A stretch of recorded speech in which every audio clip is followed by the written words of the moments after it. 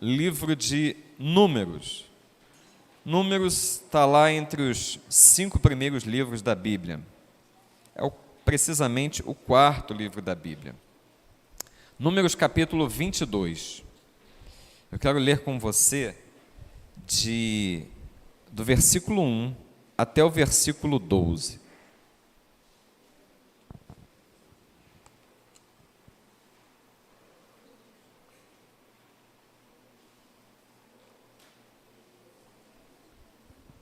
Você crê que Deus tem algo para falar ao teu coração nessa noite? Eu creio. Eu creio que Ele tem algo para mim, eu creio que Ele tem algo para você. Ele tem algo para a sua igreja. Eu vou pedir aos nossos recepcionistas que não permitam que ninguém transite nesse momento em referência à palavra de Deus. Você vai ficar sentado mesmo como você está, mas eu quero você de olho lá no telão, porque nós vamos fazer uma leitura alternada. Eu vou ler o versículo primeiro e nós vamos, na sequência, alternando até o versículo 12. Amém?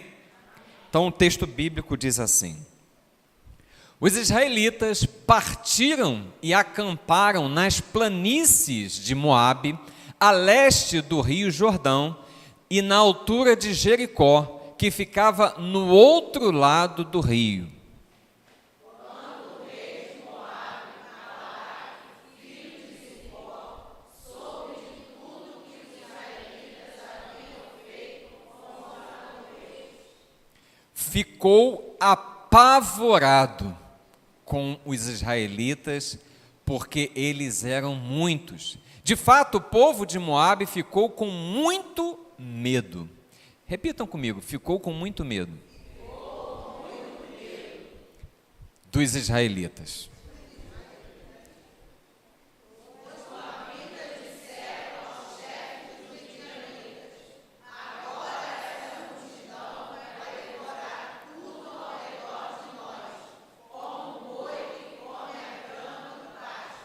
Então o rei Balaque mandou chamar Balaão, filho de Beor, que estava em Petor, perto do rio Eufrates, no território de Amado. Os mensageiros foram dizer o seguinte a Balaão: um povo inteiro saiu do Egito, está espalhado por toda a terra, e agora veio morar perto de mim. Eu lhe peço que venha logo para amaldiçoar esse povo, pois eles são mais poderosos do que eu. Talvez assim eu possa derrotá-los e expulsá-los daqui. Eu sei que quando você abençoa alguém, esse alguém fica abençoado. E se você amaldiçoa, fica amaldiçoado. Então os chefes moabitas e midianitas foram entrando no auxílio de dinheiro para pagar as maldições. Eles chegaram ao lugar onde Balaão estava e entregaram a mensagem de Balaque.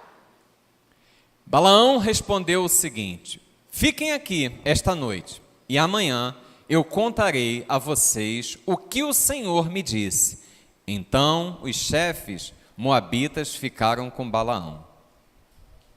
Deus veio falar com ele e perguntou: quem são esses homens que estão com você?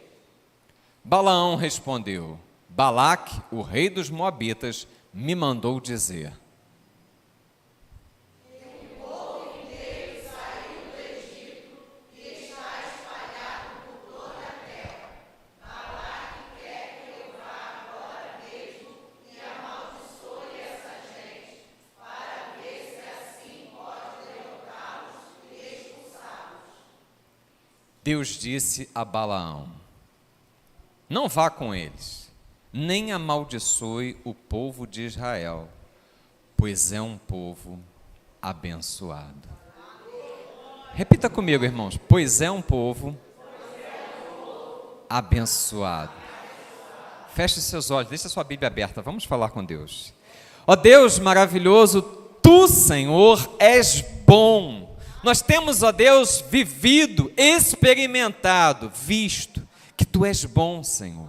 Muito obrigado, ó Deus, pela Tua palavra lida aos nossos corações. Muito obrigado, ó Deus, por esse momento de celebração, aonde, ó Deus, Tu nos concede a oportunidade de que o Teu Espírito, Senhor, passeie no nosso meio através dos louvores, Senhor.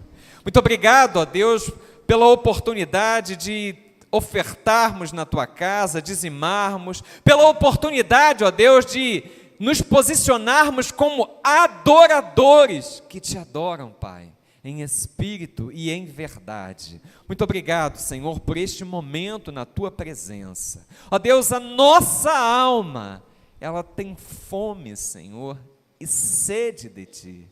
Ó Deus, nós carecemos de direção Tua, nós carecemos, ó Deus, de sermos renovados, ó Deus, no nosso entendimento, nós carecemos, ó Deus, de sermos transformados pela Tua palavra, Senhor.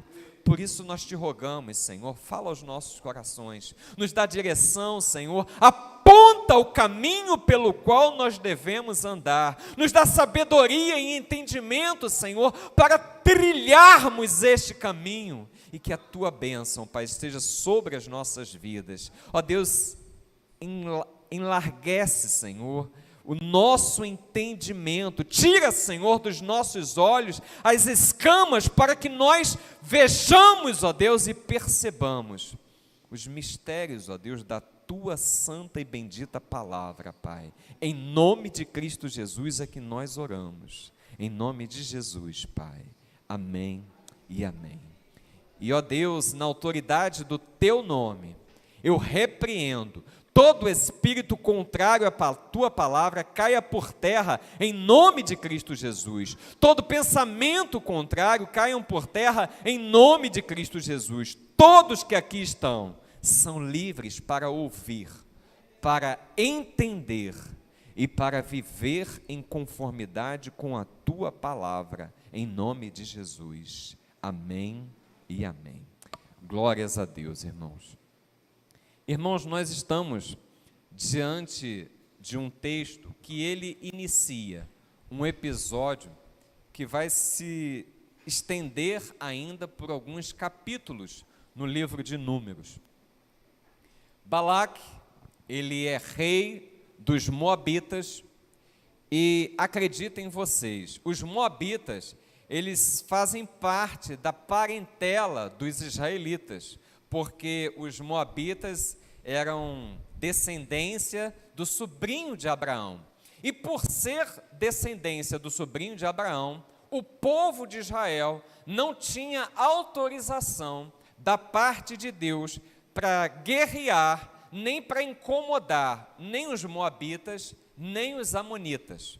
Mas eles poderiam passar ali pela proximidade das terras dos Moabitas e dos Amonitas, mas não poderiam incomodá-los.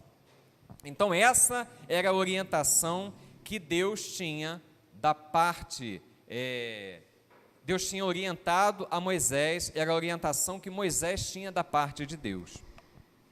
E nesse episódio, Balaque, que era o rei dos Moabitas, ele recebe a informação de que aquele povo que saiu do Egito, ele atravessou o Jordão.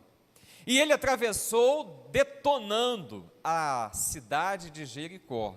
E aquilo ali, aquela informação, chegou ao coração do rei, e não somente ao coração do rei, como o texto diz, mas aos líderes do povo. Algumas versões falam assim, os anciãos do povo. E eles começam a conversar dos povos, eu não sei se você percebeu, são os moabitas, e começam a conversar com a liderança também, os anciãos, dos midianitas. E eles falam, olha só, esse povo vem enchendo toda a terra. Irmãos, era muita gente, eram cerca de 600 mil homens que desembainhavam a espada, fora mulheres, filhos, crianças, e estava ali muita gente. Calcula-se que era em torno aproximadamente de 3 milhões de pessoas.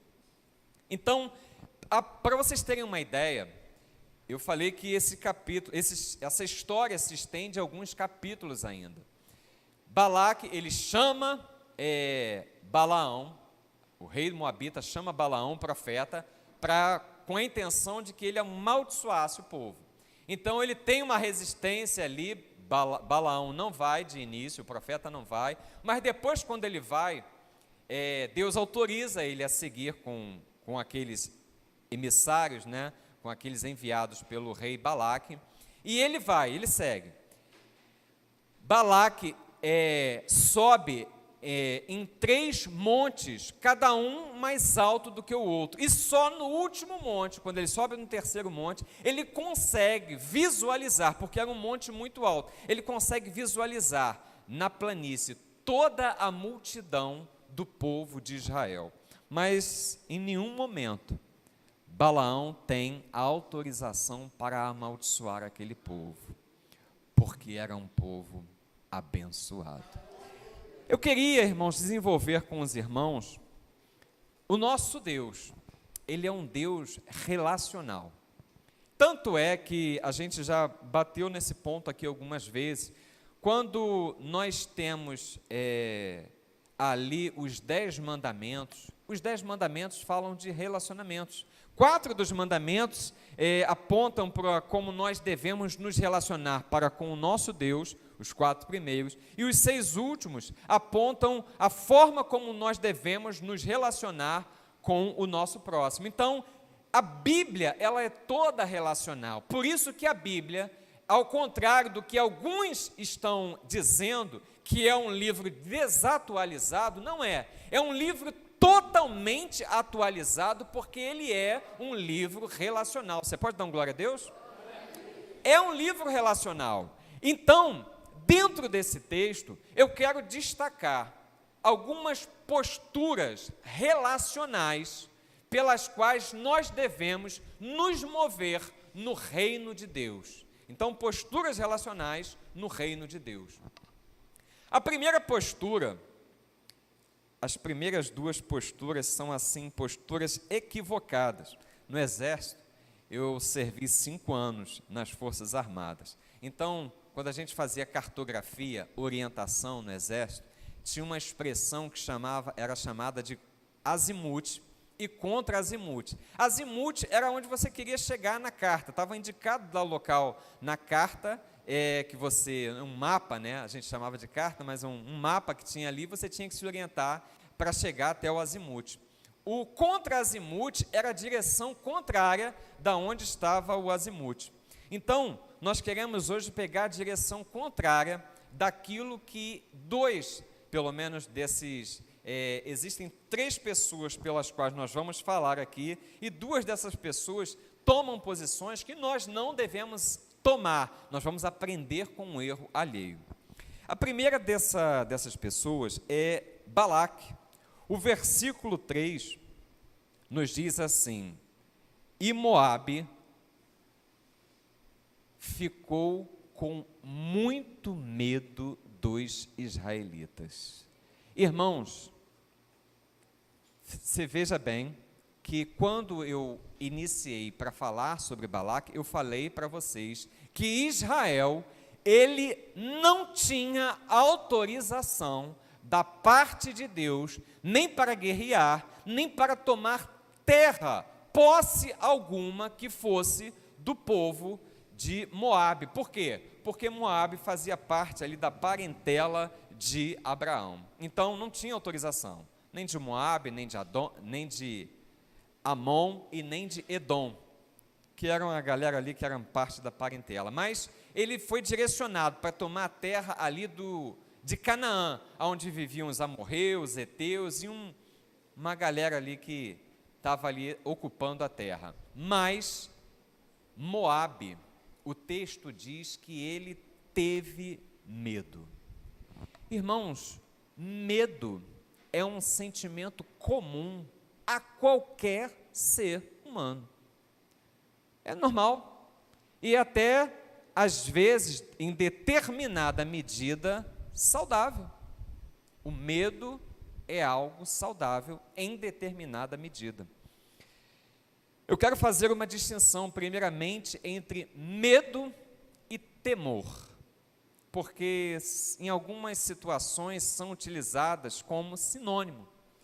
E quando a gente fala de temor a Deus, nós estamos querendo dizer, navegar em duas palavras. Temor a Deus é ter respeito e andar em obediência. Então, toda vez que você ouvir na palavra de Deus falar sobre temor a Deus, você vai ver, por exemplo, lá em Eclesiastes, ele fala assim, olha, o resumo de todas as coisas é teme a Deus e vive, andando reto no seu caminho. Então, esse temor a Deus é andar o quê? Com respeito e obediência a Deus. Existe uma diferença entre medo e respeito.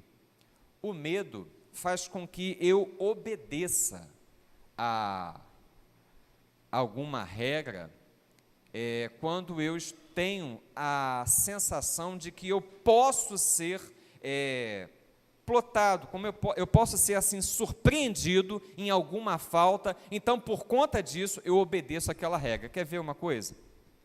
É comum a gente ver as pessoas parando em sinais de trânsito aonde existem aquelas câmeras eletrônicas chamadas pardais que vão ali, se você ultrapassar o sinal, vai sair mal na foto, você vai vir ali alguns momentos, alguns dias depois, vão vir ali uma multa para você pagar. Por quê? As pessoas param porque tem medo, e tem medo de quê? De pagar algo, que vai vir ali, então eles param. Notoriamente, irmãos, qualquer sinal de trânsito, aonde tenha câmeras eletrônicas, não é respeito, mas vamos dizer que é um respeito, ali todo mundo para, todo mundo obedece.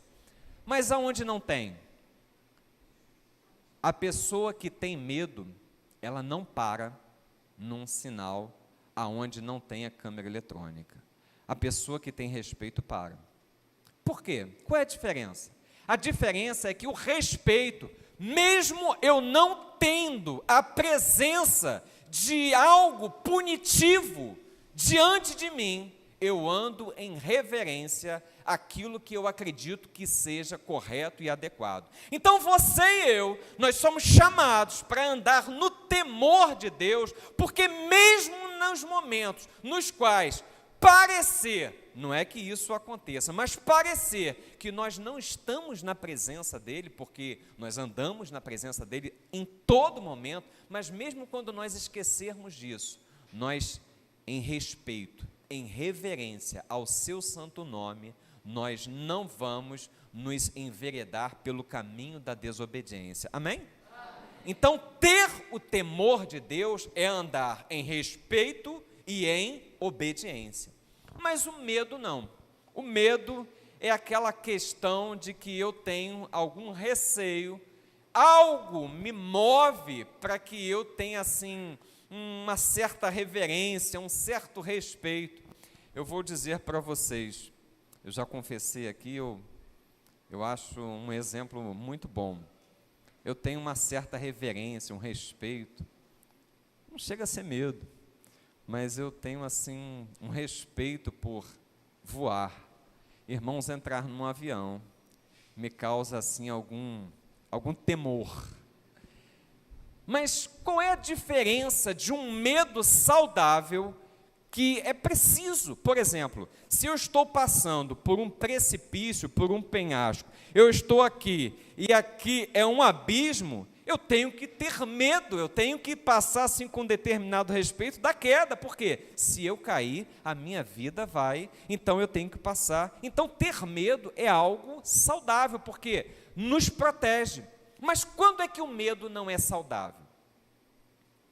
Quando ele me impede de prosseguir. Então eu falei para os irmãos que eu tenho assim um certo respeito de voar, eu tenho um certo cuidado, aliás, é até um momento que quando acontece, eu entro num fervor de oração, irmãos, você nem imagina. Mas o medo, ele não me impede de voar.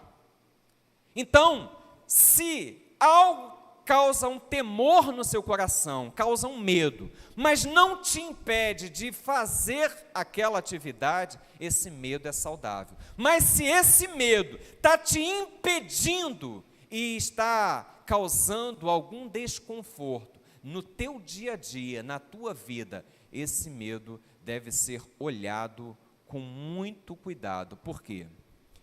Porque João, o apóstolo, Manu, coloca para a gente o texto de 1 João, capítulo 4, versículo 18. João vai dizer para a gente que o amor, ele lança fora todo medo.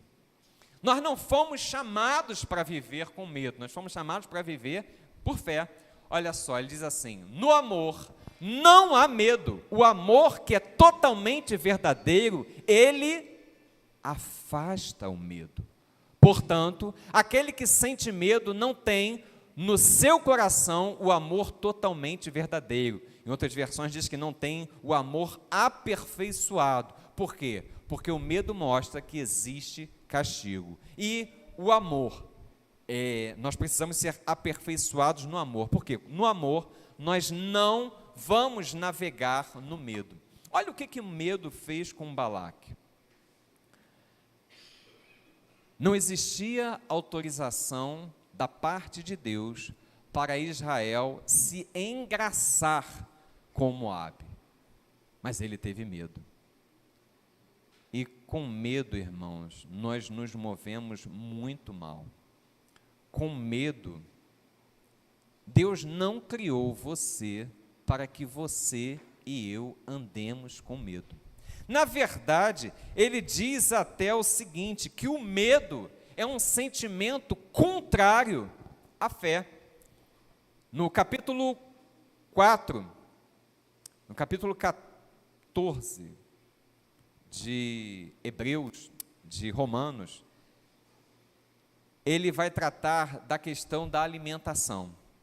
No versículo 12, ele vai dizer que aquilo que não provém, inverte a referência, 12, 14, Manu, ele vai dizer que aquilo que não provém da fé é pecado.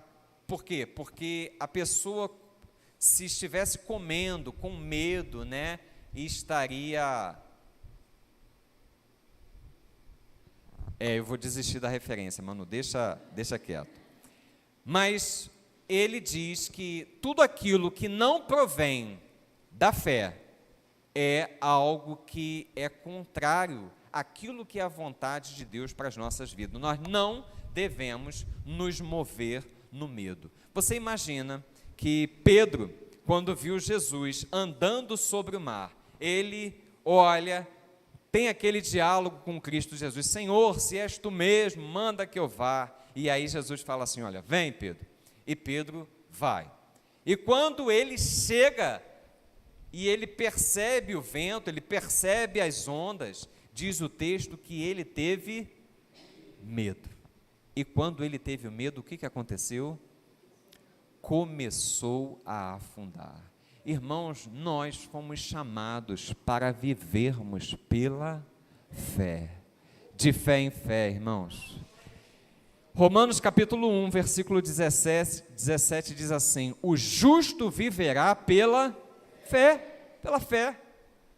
Ele toma esse texto emprestado de Abacuque 2,4, ele vai repetir isso em Gálatas, mas quando o autor de Hebreus, ele faz menção desse texto, ele vai dizer assim: olha, o meu justo viverá pela fé. Irmãos, nós não nos movemos pelo medo. Olha o que deu na vida de Balaque, do seu povo, os moabitas, porque eles se enveredaram pelo medo. Irmãos, quando nós agimos no medo, nós tomamos decisões ruins. Quando nós agimos no medo, Deus não está nesse negócio. Dúvidas e medos são movimentos contrários à fé. Deus quer, a proposta de Deus para a sua vida, a proposta de Deus para a minha vida, para a vida da sua igreja, é que nós nos movamos de fé em fé, não por medo. Se mova sim por temor, por respeito e obediência a toda a direção que você tiver na sua vida de Deus, mas nunca por medo. Por quê? Nós fomos chamados para sermos homens e mulheres de fé. Amém? O segundo ponto relacional é agora num segundo personagem. Ele entra aqui no texto como convidado, né? Balaão. Balaão, ele é chamado por Balaque para amaldiçoar o povo de Israel.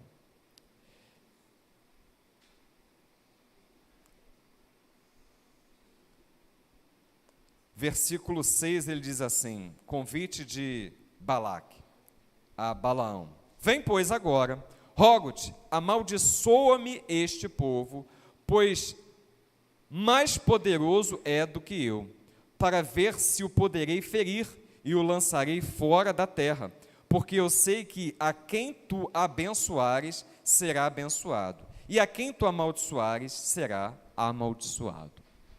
Irmãos, esse é um outro princípio que foi ferido pelo profeta Balaão. O primeiro princípio quem fere foi Balaque. Mas o segundo princípio, quem fere é Balaão, o profeta.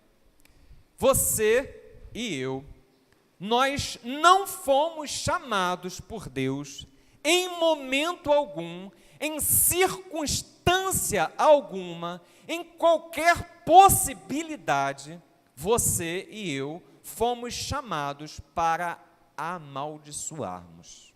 Nós fomos chamados em Abraão, porque nós somos o Israel de Deus, e quando Deus chamou Abraão, ele fala assim, Abraão, sai da tua terra, da tua parentela, e aí ele faz aquele chamado tudo, e aí ele, no final ele fala assim, e tu serás uma bênção.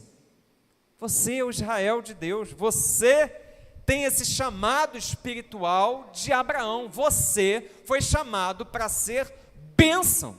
Então não cabe a você e a mim, como igreja de Jesus Cristo, em momento algum, abrirmos a nossa boca para maldizer quem quer que seja. Irmãos, e eu falo quem quer que seja, excluindo toda e qualquer pessoa, pastor, mas aquele político, mau caráter, pastor, mas aquele político está na cara, já foi provado, ele roubou. Você não foi chamado para ser juiz nesta terra, não hoje, porque a palavra diz o seguinte, nós julgaremos o mundo, mas não é hoje, lá no porvir, Deus vai providenciar isso, se Ele quiser, nós vamos julgar, mas hoje, você precisa estar na posição de abençoador. Você não foi chamado para amaldiçoar ninguém. Jesus Cristo falou assim, olha, orai pelos que vos perseguem, bendizei aqueles que vos maldizem. Irmãos, este princípio é poderoso sobre a face da terra, é poderoso sobre a tua vida, é poderoso sobre a minha vida. Nós não fazemos menção, nem ideia, do que nós fazemos com a nossa boca. Irmãos, há poder nos nossos lábios.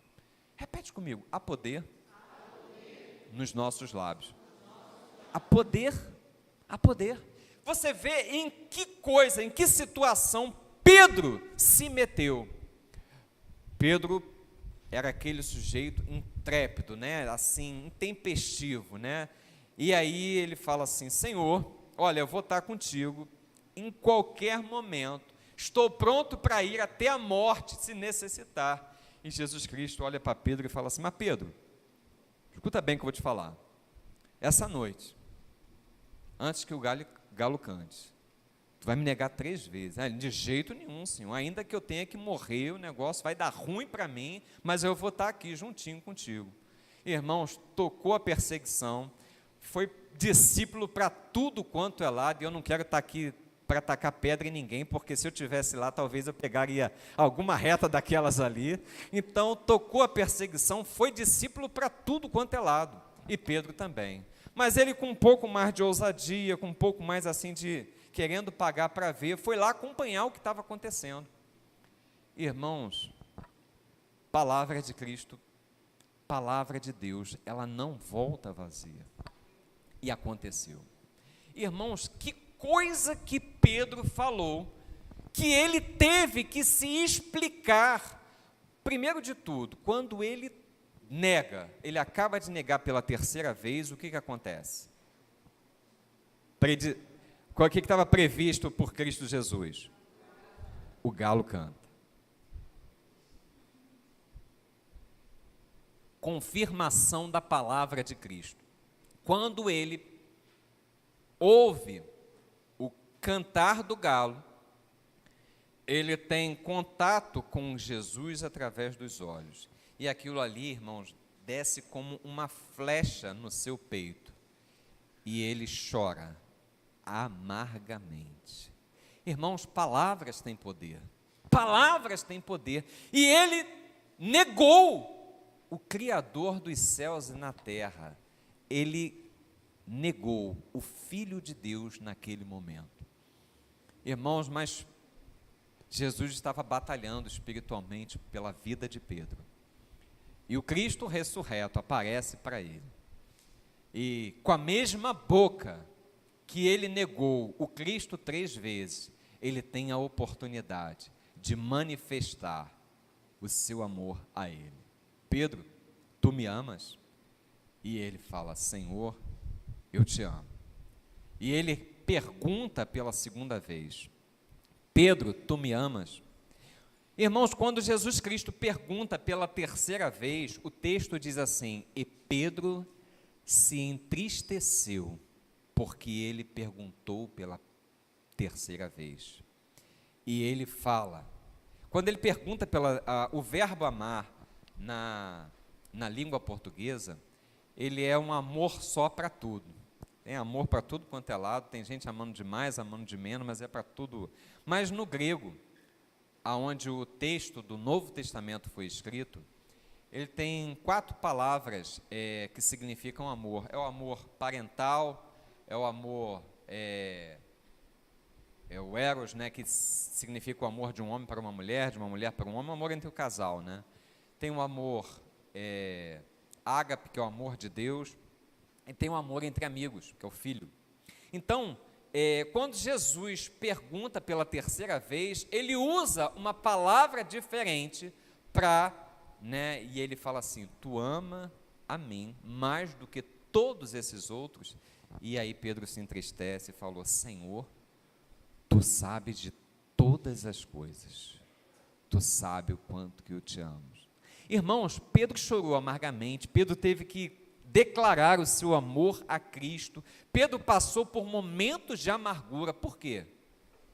Porque ele não vigiou e havia negado lá 3 vezes.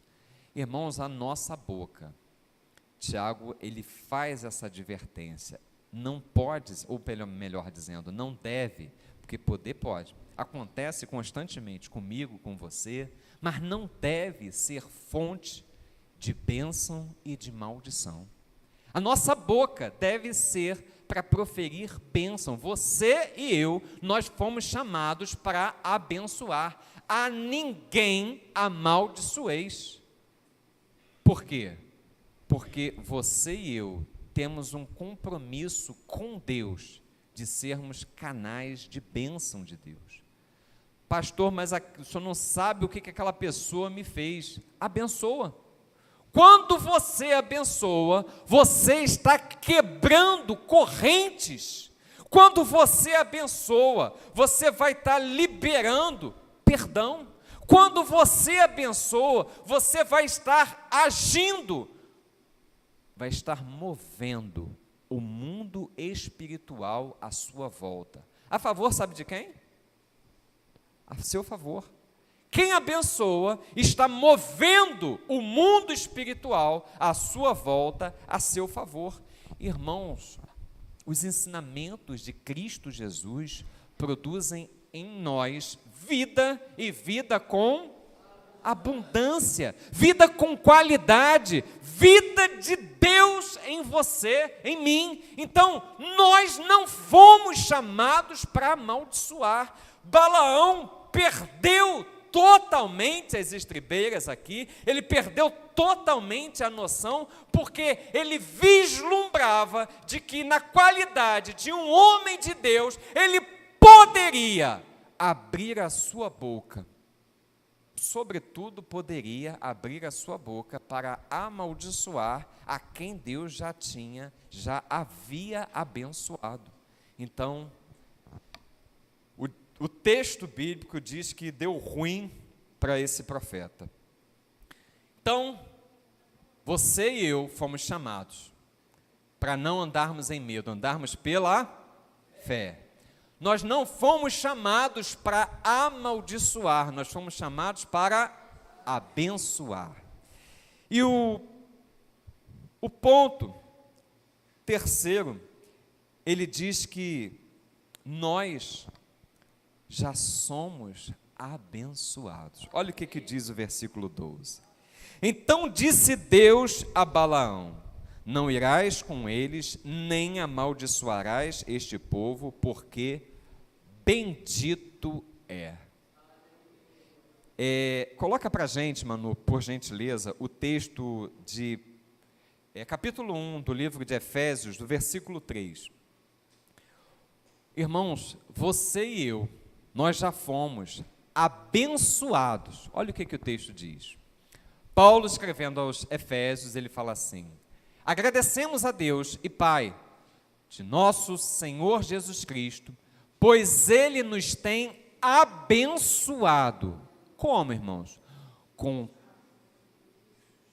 Por estarmos unidos com Cristo, dando-nos todos os dons espirituais no mundo celestial. Outra versão diz assim: nos abençoando com todas as bênçãos espirituais nas regiões celestiais. Irmãos, de quem que ele está falando? Ele está falando de você, está falando de mim. Ele está falando da igreja de Cristo, lavada e remida pelo sangue vertido na cruz. Ele está falando para todos quantos um dia reconheceram o senhorio de Cristo sobre as suas vidas. Ele está falando que nós já temos em Cristo Jesus toda sorte de bênção. Irmãos, é bom demais. É lindo você entender e tomar posse disso. Imagina você, Davi, ele está lá na malhada, pastoreando as ovelhas. Samuel está lá na casa do seu pai, tentando abençoar um dos filhos de seu pai. E aí Davi é chamado. Passou os 6 ou 7 pela mão de Samuel, Deus não confirmou ninguém. Samuel pergunta a Jessé: vem cá, acabaram-se todos os teus filhos? E Jessé, que nem considerava o mais novo, o caçula, fala assim: olha, ainda tem um que está ali tomando conta das ovelhas. E Samuel fala para Jessé: olha, manda chamar, porque nós não vamos assentar, e ninguém vai tocar em coisa alguma para comer, enquanto esse rapaz não chegar aqui. Davi chega naquele lugar, e Deus dá a confirmação para Samuel: é esse. Lança ali o óleo, né? Unge esse menino, unge esse rapaz. E Samuel vai ali e unge o menino, unge o rapaz. Irmãos, Davi já estava ungido. Já era rei? Não, mas já estava abençoado. Diz o texto bíblico que o Espírito de Deus, a partir daquele momento, começou a habitar naquele pastorzinho que estava ali. Mais tarde, o pai dele entendeu que ele poderia ser um carregador de marmita, manda ele ali, né, levar alguns alimentos para os irmãos, para os chefes, os capitães do exército. Irmãos, mas a realidade é que aquele rapaz já tinha a unção de Deus sobre ele. Você já tem a unção de Deus sobre a tua vida. O Espírito Santo de Deus habita em você. Pastor, mas não aconteceu nada ainda. Vai acontecer. A palavra dele não volta vazia. As promessas que ele tem para a tua vida. Davi cumpriu aquilo que Deus tinha como propósito para a vida dele. Ele andou, ele trilhou exatamente aquilo que Deus havia proposto. E ele chegou a condição que Deus o ungiu. Chegou ele. Foi da noite para o dia que ele chegou à condição de rei? Não, irmãos. Demorou. Foram lutas, foram batalhas, foram perseguições, foram desvios de lanças, foram diversas situações. Mas ele já tinha a unção do Rei dos Reis sobre a vida dele. Ele já tinha a promessa de Deus sobre a sua vida. Irmãos, aquele homem andou numa obediência tal, que ele chegou lá. Talvez Davi tenha metido os pés pelas mãos, em algumas, eu lembro pelo menos de 2 situações. O caso com a mulher de Urias e a contagem do povo, mas em momento algum. Aquele homem caiu no conceito do Pai eterno. Por quê? Foi chamado de um homem segundo o coração de Deus. A unção de Deus já estava sobre ele. Agora você pensa, por exemplo, um outro exemplo, a vida de José. Irmãos, Deus levantou aquele rapaz. Aquele rapaz tinha algo diferenciado, relacionado, se comparado com todos os seus 9 irmãos. Vamos colocar 10, vamos colocar Benjamim também. E ele tinha algo de Deus, que Deus havia tratado diretamente com ele. Aquele menino tinha sonhos, visões da parte de Deus. E ele já tinha algo revelado da parte de Deus. Olha, o sol, a lua e as estrelas vão se dobrar diante de ti. Irmãos, glórias a Deus. Aquilo que existe como promessa da parte de Deus não cai por terra, vai se cumprir. Aquilo que Deus prometeu, irmãos, vai se cumprir. E aparentemente, a história, ela tem assim, finalizada. Por quê? Porque deu errado, dá tudo ruim. Irmãos, mas você tem que entender o seguinte: quando Deus está no negócio, quando Deus está na tua vida, as coisas vão se convergindo, as coisas vão se ajustando, as coisas vão chegando-se no lugar, até que chegue o entendimento pleno, que você, assim como José, quando chega no capítulo 45, ele se dá, irmãos, não há uma única vez que eu faça a leitura desse capítulo, que não me venha pelo menos lágrimas nos olhos, porque é lindo. É quando ele se dá a conhecer aos seus irmãos que quem estava diante dele não era apenas o governador do Egito, ele lança, ele tira ali os aparatos, que o caracterizavam como Egito, manda todo mundo embora e fala assim: olha, eu sou José, irmão de vocês. E a curiosidade dele, está bem o nosso pai.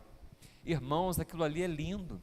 Por quê? Porque o propósito de Deus foi cumprido na vida daquele homem.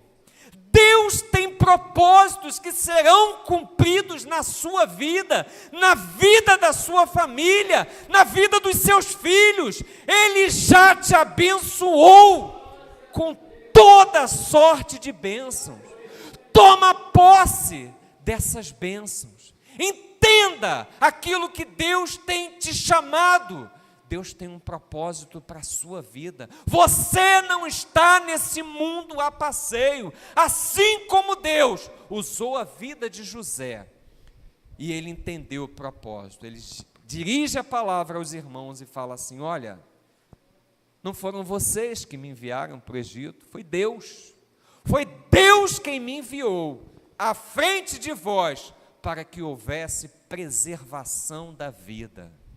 Tragam meu pai para cá, porque nesta terra, por revelação de Deus, tem pão e alimento para vocês, para toda a casa de meu pai. José entendeu o propósito que Deus tinha para a sua vida. Você e eu, nós precisamos entender, acreditar que nós já recebemos toda sorte de bênção sobre as nossas vidas, sobre a nossa casa, e nós precisamos andar naquilo que é o propósito de Deus. Você foi criado em Deus com um propósito específico. Davi, irmãos, ele foi útil ao seu próprio tempo, à sua geração. José também foi útil a Deus no seu tempo e na sua geração. Você e eu, nós fomos chamados por Deus para sermos úteis, para cumprirmos o propósito que Deus tem para este tempo, para as nossas vidas, para aquilo que Ele nos chamou, sermos abençoadores, porque a bênção de Deus já está sobre as nossas vidas, e Ele quer que você e eu firmemos nessa direção de cumprir. Pastor, eu não sei ainda que mistério que Deus tem para mim. Irmãos, é tempo de você descobrir. Pastor, mas eu já estou numa idade que não... Irmãos, não existe tempo para Deus. Abraão também achou que a idade dele já era avançada, mas Deus lhe deu o filho da promessa. O texto de Hebreus diz assim: olha, ele não teve ainda, ele não julgou que a sua carne estava ali amortizada, ou seja, o homem já tinha passado da idade de fazer filho, mas ele não colocou isso como empecilho, e ele foi chamado por Deus, e o filho da promessa veio. Irmãos, a promessa de Deus sobre a tua vida não tem tempo. O tempo de Deus, ele é perfeito. Amém? O texto de Eclesiastes diz assim: há tempo para todo propósito debaixo dos céus. O tempo de Deus sobre a tua vida se chama hoje. Hoje é um presente de Deus para as nossas vidas. Eu estava agora, ainda há pouco, orando a Deus, falando: Senhor, glórias ao teu nome. Porque depois que eu tive, em dezembro de 2020, Covid, irmãos, eu pensei que eu ia emplacar naquela. Pensei que o Senhor estava chamando a senha. E eu pensei assim: Senhor, tenha misericórdia. E depois desse dia, eu passei a valorizar cada dia que o Senhor me dá fôlego de vida. Então eu estava orando ao Senhor: Senhor, muito obrigado pelo dia de hoje. Muito obrigado. Por quê? Porque eu tenho a convicção, na fé em Cristo Jesus, que se Ele permitiu que eu passasse 2020, passasse 2021, emplacasse 2022, é porque Ele tem propósito para a minha vida. Ele tem propósito para a tua vida. Não perca a direção, ande no temor do Senhor, em respeito, em obediência ao Senhor, ande de fé em fé, se posicione relacionado a todos quantos estão à sua volta. Você foi chamado para abençoar. Abençoai, não amaldiçoeis, abençoai. Por quê? Porque toda vez que nós abrimos a nossa boca para falar mal de alguém ou falar alguma coisa ruim, nós temos que procurar o caminho de volta, assim como Pedro teve que procurar o caminho de volta para depois começar a ser bênção. Nós vamos precisar nos tratar. Então não empreste a tua boca para isso. Abençoe e se comporte como aquele que já recebeu em Cristo Jesus toda sorte de bênçãos sobre a tua vida, bênçãos espirituais nas regiões celestiais. Ele já conquistou para você. E nós, diante de tudo isso, precisamos entender que Ele tem um propósito específico. Ele tem um propósito para a vida de cada um de nós. Ele tem um propósito para a vida dessa igreja. Ele tem propósito. Deus é um Deus que trabalha com propósito. Amém? Fica de pé.